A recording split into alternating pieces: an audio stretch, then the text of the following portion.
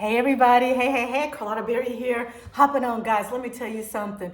Perseverance, it will get you far. It will take you far.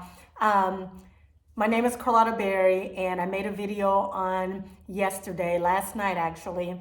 And what prompted me to make the video is a gentleman's video. I forget his name. He's a YouTuber, but he fell on my timeline, and he said he was given some tips on making a high quality or good lighting type video. And he said to make sure it's on 4K, 6 HD, I believe is what he said. And I did that on last night, and I noticed that my video was a whole lot clearer, more crisp. And he said that those particular videos with that type of quality and lighting, and the camera is set horizontally, that YouTube is pushing those videos out more.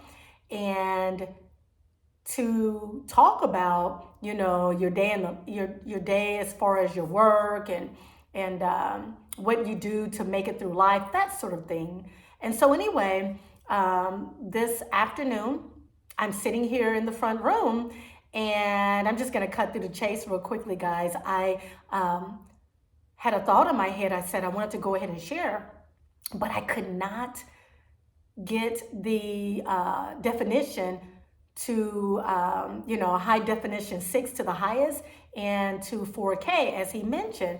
And I'm telling you, I kept playing around with it, and it just wasn't working. I turned the phone on, I turned it off, I did all the things. And I'm like, I don't know what's going on, but I did it last night. Why is it not changing? But I kept tapping on it. And then eventually, not only did I tap on it, I just kind of pressed my finger down on it and held onto it. Eventually, it changed. It upgraded to the highest definition on this particular phone. I have an iPhone, and I think it's a 12, so it's not the newest, but you will notice that if you look at my other videos, the lighting is different. And so anyway, I'm getting ready to do a few things. I had my phone kind of propped up against a flower vase on the coffee table because at first I had it on my tripod. I had it on this tripod here and everything, but I start like really getting more aggressive with the phone and trying to figure out why I could not get the definition to change. And so now I finally was able to do it, and I just put the phone down on the coffee table. It was leaned up against the flower vase here, and I just went ahead to hit record. But my message to you all is to, after I said all of that, is guys, be persistent. Be persistent in your life. If you feel as though you're living this mundane type life and you're not tapping into your full potential, that you're lacking passion, that you're seeing life just moving and going forward without you, or maybe even the things that are the activities that are your friends and your family are involved in, it just doesn't move you, it doesn't feed your soul, then take a look at that. Take a look at that. Step back, spend some time by yourself, and really reflect on what moves your heart, what makes your heart go pitter-patter. As I said in the last video, I'm almost 60 years of age, and I can't even believe it when I say it because I don't feel it at all. But I'm in my late 50s, guys, and I've made a full circle. And what I mean by this is, let me put this down. I have felt like this most of my life, but I didn't have anyone that was in close proximity that was confirming or affirming what I was feeling, I got married at a young age, and I only got married because,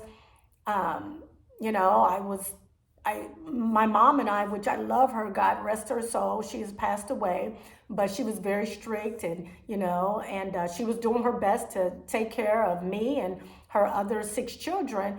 And because of that, she was very strict, and even in the way she was raised.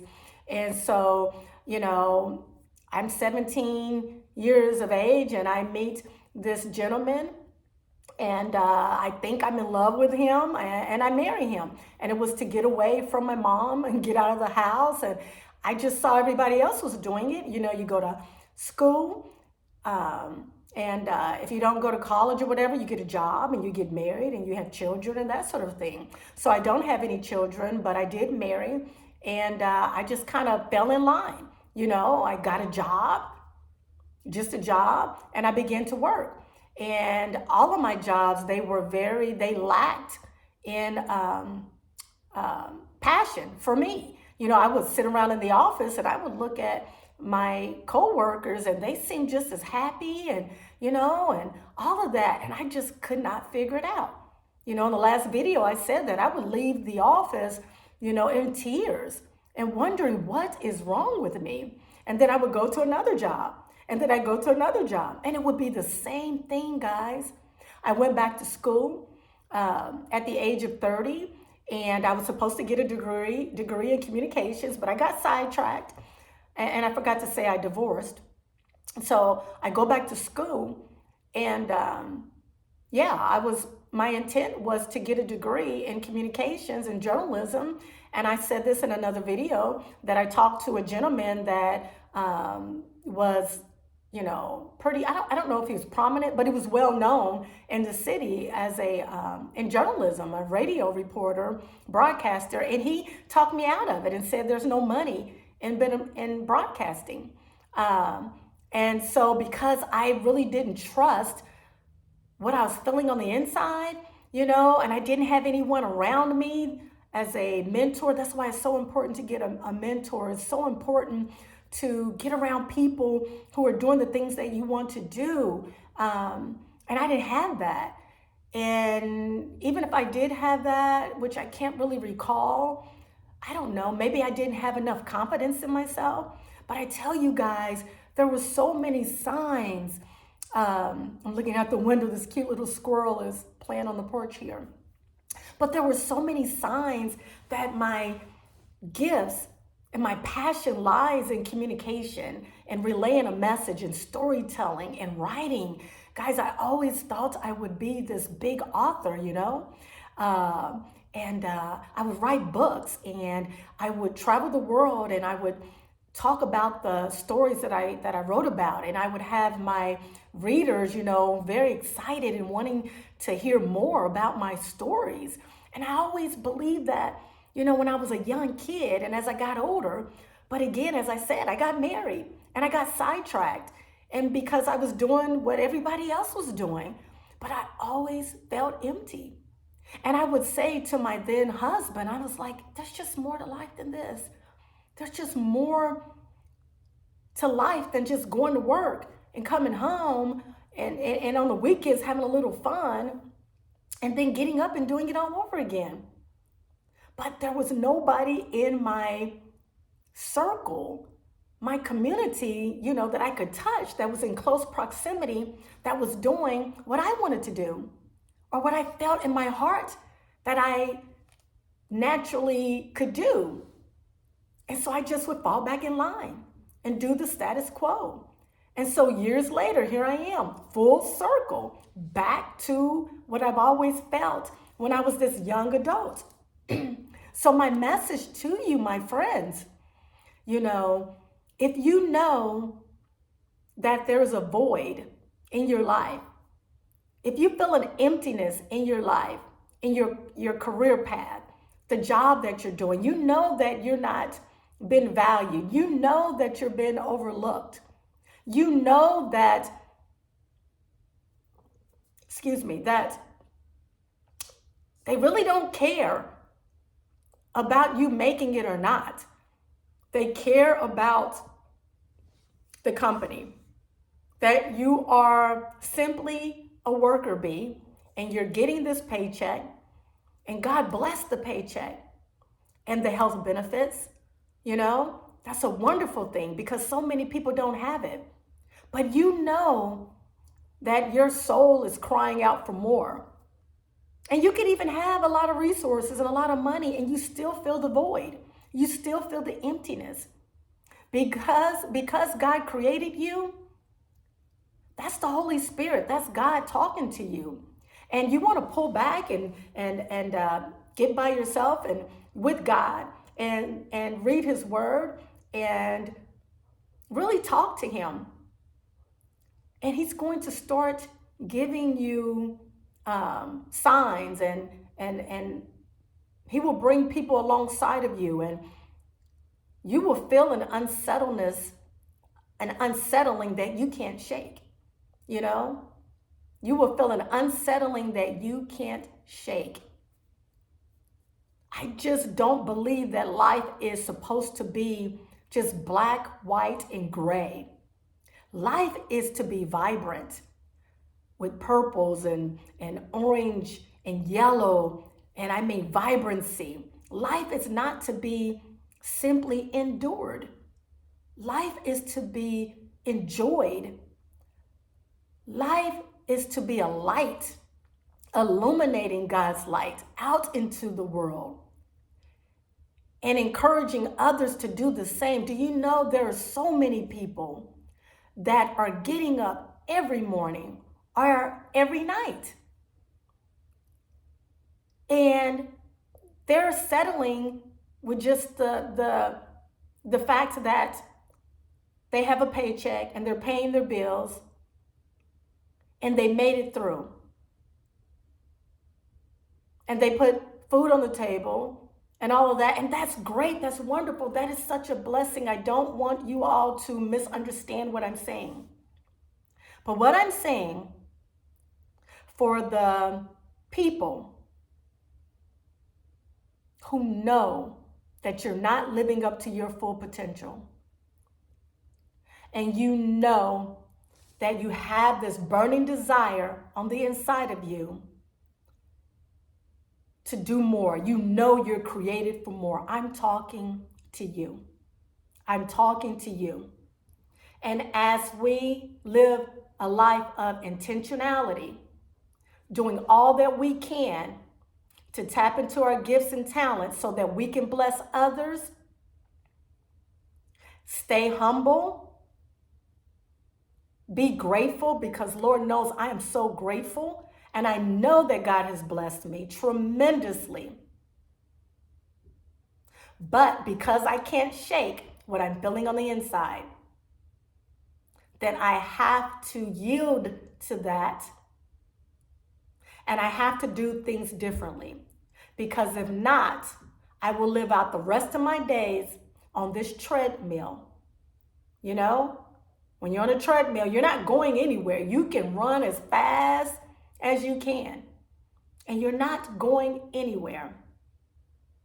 And how I am viewing my life when it comes to God calling me to so much more and my purpose, I'm not making much progression. And again, I'm going back to what I've always felt as a child, as a young person. And I truly believe many of you can identify with that. You're not a bad person if you desire more. You're not a bad person that, although you have a home, a car, you know, you can put food on the table, you have all the basic necessities. You're not a bad person that you desire more. And as you are blessed with more, because you're living in your potential and your purpose,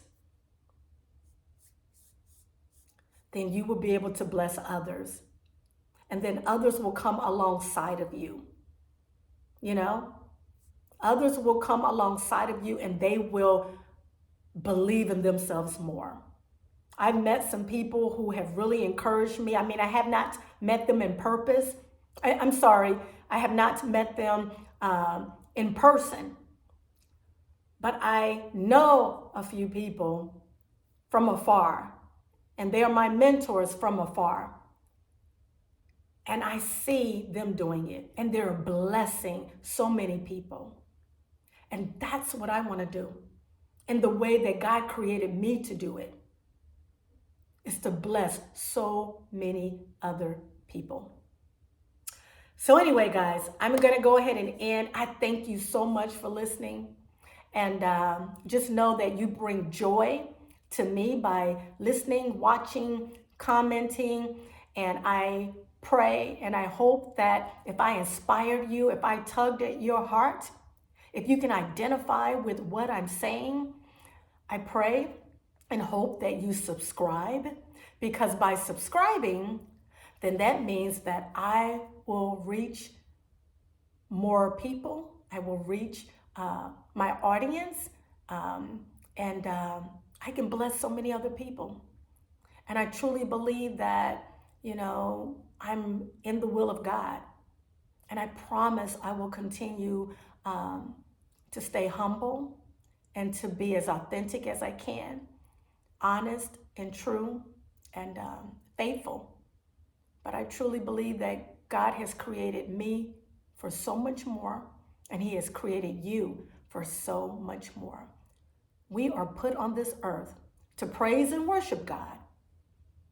And we are also put on this earth to be the hands and feet of God. And we are called to do so much more. Alrighty, guys? Alrighty. Thank you so much for listening.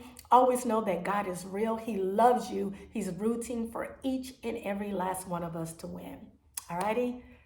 Don't give up. Stay persistent and watch God work in your life. All right. Bye, guys. See you later. Have peace. Bye-bye.